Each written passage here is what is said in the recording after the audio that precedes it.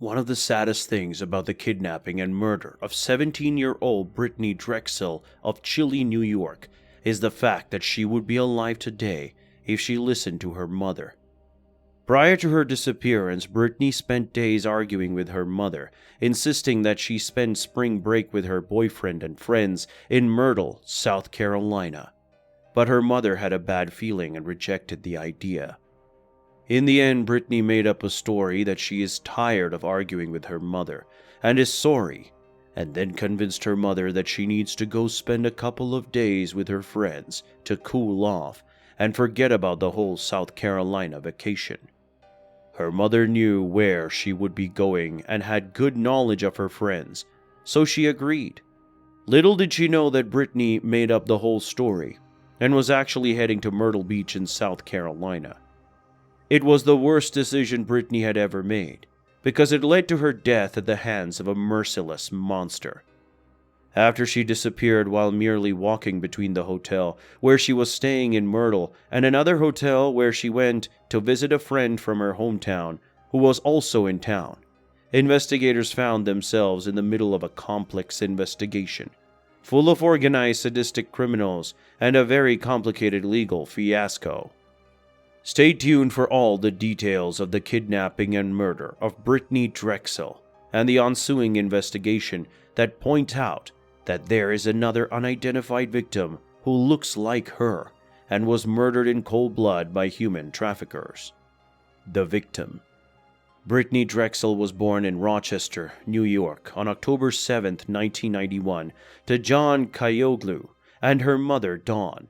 Due to a birth defect, she became blind in one eye. Her biological parents were teens and not married, and soon after her birth separated. As a result, her mother Dawn married Chad Drexel, a member of the U.S. Armed Forces who adopted Brittanee as his daughter. Soon the family moved to the Rochester suburb of Chili. She had a good life and her parents loved her very much. She was by all means a good girl with a big heart and big dreams. The kidnapping murder. On the night of April 25, 2009, Brittanee and her friends were staying at the Bar Harbor Hotel in Myrtle Beach. Her parents were not aware that she was in South Carolina, and even when she called her mother and told her that she was at the beach, her mother assumed that she was hanging with her friends, not too far on a Lake Ontario beach. Around 8 p.m., Brittanee left the hotel and walked 1.5 miles to visit Peter Borowitz, a friend who was staying at the Blue Water Resort. Security cameras show her arriving and then leaving the resort around 8:45 p.m. On the way back to her hotel, she was texting her boyfriend, John Greco. However, at around 9:15 p.m., her text suddenly stopped and her phone was dead. Greco began calling her friends in Myrtle Beach to see if they knew where she was or what had happened. They knew nothing and were of no help. So he called her father and mother, who were shocked to learn that their daughter had gone to Myrtle Beach. As the hours went by, nothing turning her phone back on or returning to the hotel, Greco called the police. She was 17, walking alone at night in a town that she did not know, in the middle of texting her boyfriend, and suddenly vanished. Investigation. In the morning, the police began looking for her and quickly retrieved footage of her visit to the Blue Water Resort and also questioned Peter Borowitz, whom she had visited there because he was the last person who saw her alive. Then they traced her phone's pings to about 55 miles south of Myrtle Beach and far from the hotel where she was staying. However, the last ping took place in the early morning of April 26th in an area along U.S. Route 17 near the Georgetown-Charleston County line. And then everything went wrong because the police could not find any leads or suspects and found themselves in a complex situation that they thought would lead them to her or her body. Weeks later, her mother moved to Myrtle to keep a close eye on the situation. Her friend Peter Borowitz's reputation was tarnished after he and her mother had very heated confrontations during an appearance on the TV show Dr. Phil. Years went by and the case went cold, but her family and supporters did not give up and kept looking and seeking while pressuring the police to find answers. In June 2016, the FBI announced that she was murdered shortly after being kidnapped and that they are close to solving her case. Their information was based on tips from a convict named Taquan Brown, who was in prison at the time. Brown informed them that another criminal called Timothy Deshaun Taylor was behind the kidnapping, trafficking, and murder of Brittanee in 2009 after she disappeared. According to his story, he was visiting a stash house in McClellanville to deliver money to Taylor's father, and while walking in the house he saw Taylor sexually assaulting Drexel with others present. And soon after he went into the backyard to deliver the money to Taylor's father. Brittanee fled but was captured by Taylor, who dragged her back into the house to another room. And then 2 gunshots were heard.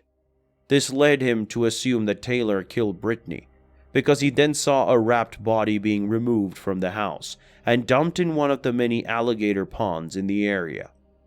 This piece of information by Brown was corroborated by an FBI informant, who was also an inmate at the George County Jail.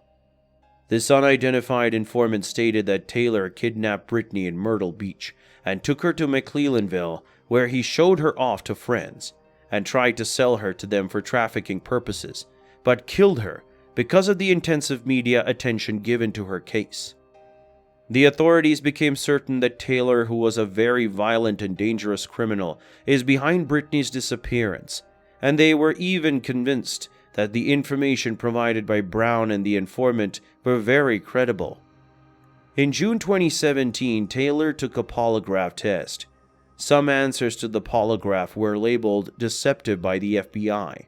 However, they were unable to pin him down for the crime because he only alleged that he heard 2 other people who were not identified by the police having a heated conversation about Brittanee because they had her phone. Nevertheless, Taylor was never formally charged with Brittanee's murder, and he was in and out of jail for other unrelated criminal activities and parole violations. Things then took another twist after Brown told the media in a phone interview in 2019 that he actually had seen Brittanee Drexel 4 times after the first time he saw her at Taylor's stash house when she was supposedly murdered. He said to the media that he saw Brittanee being sexually assaulted by a group of men in the stash house on April 27, 2009, and did not release who she was until a month later after he saw her story in the news. Then he claimed that he saw her several times again on his cousin's property in Jacksonboro, about 80 miles south of McClellanville, and he last saw her in late May while visiting a friend in a heavily wooded area, and witnessed her being killed by a man he only knew as Nate, who shot her twice. Even though Brown's story changed to some extent, the authorities still believed that it has some consistency. But the fact that his cousin was murdered before this new statement, while another witness he named was never found, meant that the police were unable to confirm it. Case solved. In early May 2022, Raymond Moody, a 62-year-old registered sex offender, turned himself in to the Georgetown County Sheriff's Office on the basis of an obstruction of justice charge. Moody was originally listed as a suspect by the police in 2012. Anyway, Moody confessed to the rape and murder of Brittanee by strangulation on April 26, 2009, a day after her disappearance. He also pointed them to the location of her buried remains in the woods off a gated private drive outside Georgetown. On October 19, 2022, Moody pleaded guilty to all charges and was subsequently sentenced to life in prison with an additional 2 consecutive terms of 30 years. The twist. Even though the Brittanee Drexel cold case was solved, questions remain. Did the wrapped body Brown saw in the stash house belong to a different girl who was being trafficked in by Taylor and his gang? It is also important to note that Brown sued the FBI for making his name public because he feared Taylor would kill him for snitching, and even alleged that Taylor put a bounty on his head.